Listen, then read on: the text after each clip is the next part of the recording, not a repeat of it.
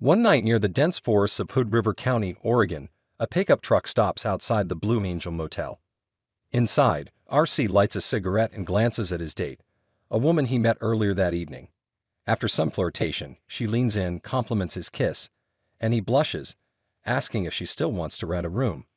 She smiles, suggesting they relax in the truck a bit longer. R.C. reaches into the back for some drinks from the cooler, where he keeps a gun tucked under the seat, unbeknownst to her. After a few sips, R.C. asks if she'd like to exchange numbers instead of getting a room. She playfully mentions that people usually connect through Instagram nowadays, teasing him about being out of touch. He laughs, admitting he may be a bit old-fashioned, which she finds endearing. Then she confesses she's never spent the night with someone she just met, though she doesn't rule it out. She adds that if it happens, it's because she really wants it. R.C. then reveals he's in a relationship, but says it's not too serious. She reassures him, saying she wouldn't have flirted with him at the bar if she had an issue with it, emphasizing that this encounter is purely for fun. Relieved, R.C. grabs a bottle of liquor from the glove compartment, and they share a drink. She then brings up the risks women face when spending time alone with men they don't know well. Many women, she notes, avoid casual encounters out of fear. Surprised, R.C. admits he hadn't considered it from that angle. She says that's typical, as he's not a woman, but assures him she thinks he's trustworthy. Then she half-jokingly asks if he's a serial killer. He laughs nervously, assuring her he's not, and they relax. Their conversation shifts to her interest in intense role-play scenarios. She suggests he tie her up and act out a rough scene, though he's hesitant. She insists he fully commit if they're going to try it, noting she can tell when someone isn't invested. R.C. admits he's acted before, but nothing like this.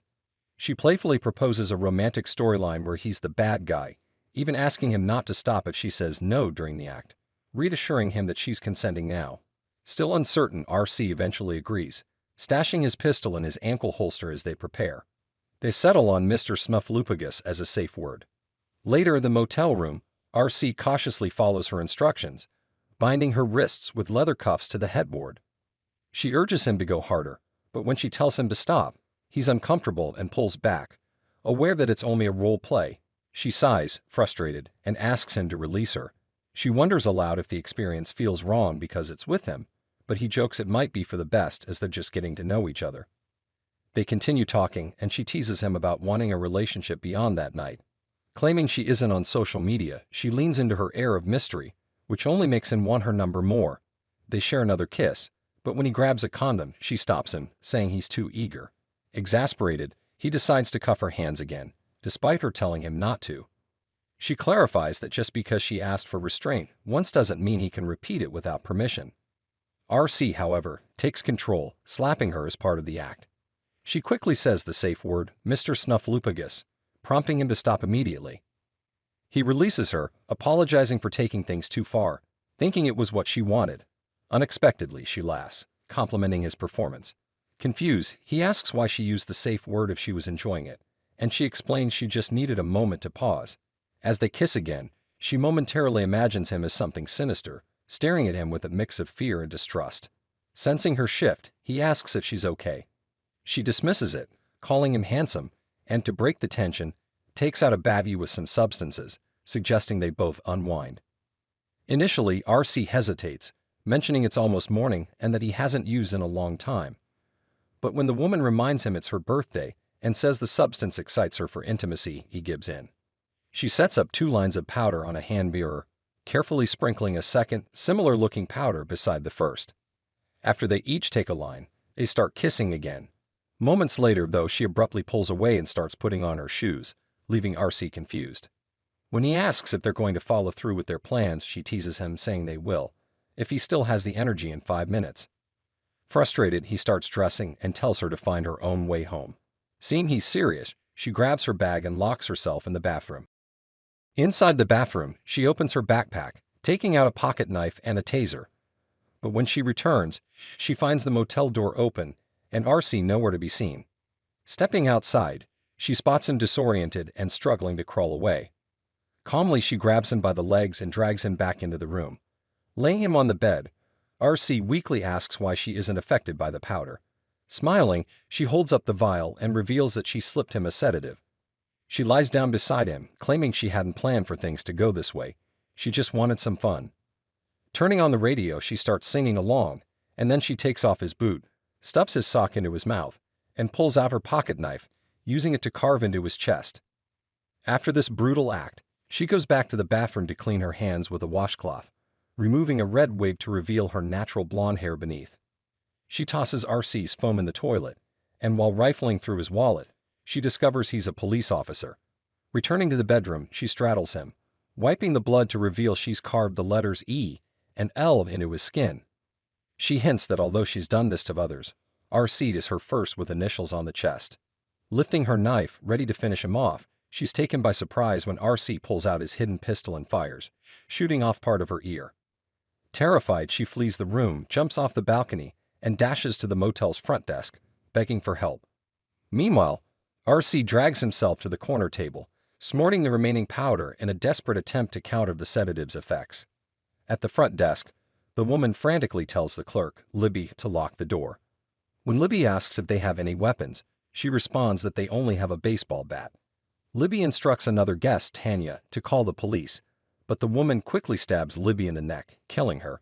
Shocked, Tanya watches in horror as the woman apologizes, saying she didn't want to but had no choice, and then demands Tanya hand over her car keys, nursing scrubs, and medical supplies.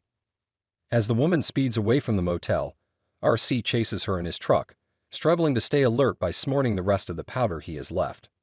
Along a deserted road, he stops, climbs onto the truck bed, and fires at her vehicle. In a panic, she loses control, swerves, and crashes. She stumbles out of the car, only to see RC trying to run her over. She barely evades him by dashing into the forest, searching for a hiding spot. Deeper in the woods, she finds an abandoned bottle of liquor and cigarettes left by campers.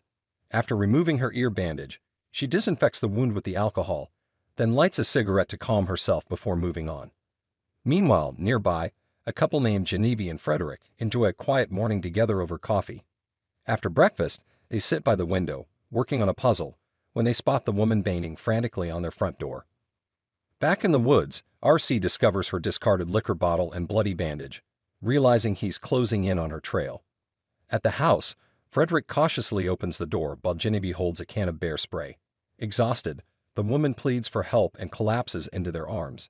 As they patch up her injury, she shares a brief account of her ordeal, then asks if they have any weapons. Genevieve replies that they only have bear spray. Wanting to help more, Genevieve heads to the upstairs bathroom to get pain medication. Left alone with Frederick, the woman, famished, asks to eat their leftovers, which he agrees to. As she eats, he mentions he's going to call the police. Panicking, she begs him not to, but he insists it's the right thing to do. Just as Genevieve returns with the medication, she finds her husband on the floor, beaten and bleeding with a knife in his chest. The woman stands over him, holding the phone, implying she used it to strike him when he tried to call for help. As Frederick falls lifeless to the ground, she assures Genevieve she didn't want to kill him but had no choice.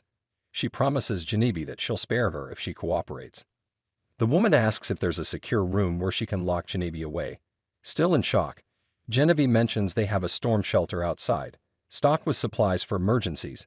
She explains she can secure it with a chain from the inside, and the woman agrees. After leading her to the shelter, Genevieve makes a break for it across the property. The woman prepares to chase her, but suddenly spots RC approaching through the trees and retreats into the house instead. In the kitchen, she tosses the freezer's contents outside, unplugs it, downs the pain medication from Genevieve's bottle, puts on a leather jacket hanging on the wall, grabs the bear spray, hides in the freezer, listening carefully as RC enters the house. RC cautiously searches room by room, finding Frederick's lifeless body in the kitchen. Outside, he notices the scattered frozen meat, which leads him back to the freezer. Sensing her inside, he shoots the freezer, injuring her arm. Her scream gives her away, and he opens the lid, knocking her out with a punch. Moments later, RC cuffs her to the freezer and calls his fellow officer Pete for backup. As she regains consciousness, he realizes she's the Electric Lady, a serial killer who has eluded capture for months. He deduces her identity after discovering Frederick's body and recognizing her signature carved initials on his own chest. Resigned, she admits she always thought she'd end up like Gary Gilmore, a notorious killer who famously requested execution by firing squad. The woman, in a last-ditch confession, admits she felt a fleeting connection to RC while he was choking her the previous night, a warped feeling of intimacy in the midst of violence. But before he can react, she blinds him with bear spray, and in the ensuing struggle, she sinks her teeth into his neck, tearing into an artery. As RC collapses to the floor, bleeding out, she pulls herself out of the freezer, grabs his concealed pistol, and hides it in her jacket. As she hears approaching sirens, she quickly stages the scene, pulling down her pants. When officers Pete and Gail arrive, she tearfully claims that RC, intoxicated, had abducted her with the intent to harm her. Pete insists they wait for the investigators and medics, but Gail argues that the woman needs immediate medical attention. The officers finally agree to take her to the nearest hospital after she fakes a seizure on the floor. On the way to town, they come across Genevieve, who tries to flag them down for help. But before Genevieve can explain what happened, the woman pulls out the pistol from the back seat and shoots her, shocking the officers. Demanding their weapons, she forces Gail out of the vehicle, keeping Pete at gunpoint and instructing him to keep driving. Soon, they stop on a deserted stretch of road where Pete, in a last attempt to understand her, asks why she kills. She admits tearfully that sometimes in her mind, people look like devils rather than humans. This twisted vision drove her to attack RC in the motel, seeing him as a demon. Noticing Pete's reflection in the rearview mirror, she sees the same haunting vision and shoots him dead. She exits the vehicle, walking further down the empty road until she flags down a passing pickup truck. The concerned driver offers her a lift, but when she catches her reflection in the side mirror, she's stunned, her face twisting from shock to acceptance. As she reaches for her pistol, the driver notices and fires first, fatally wounding her. With her last breaths, she hears the driver calling the police, explaining it was self-defense and that she's rushing to the nearest hospital. As they drive, she watches the driver in silence until she fades away.